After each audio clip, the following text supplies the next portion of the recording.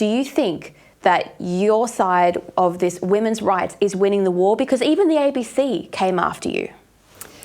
Look, that's a bit of a tricky question, because it feels like we take 2 steps forward and, 10 steps back. There are certain jurisdictions around the world where they are winning. In Britain, they've managed to defeat gender identity ideology. In the US, it's state by state. Canada remains very captured. New Zealand remains very captured. So does Australia. So even though the electorate, I believe, the Australian people, you go down to the bus stop and you ask people, do you believe that the definition of sex has now evolved to just mean identity and has absolutely no bearing on whether you're male or female? Nobody's going to agree with that.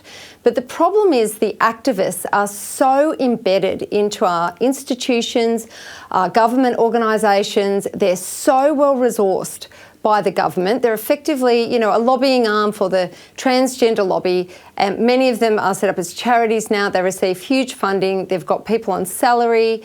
They've got volunteers, and all they do is lobby the government or write letters to complain about you to the media.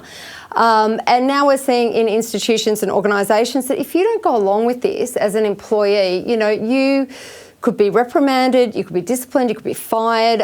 You certainly won't be going into any inner circles or being promoted should you stand up and criticise this issue. So while I think the Australian public is on side with this, the people who make the decisions, the people who make the laws and the policy are very much pushing ahead with policies that favour gender identity over sex.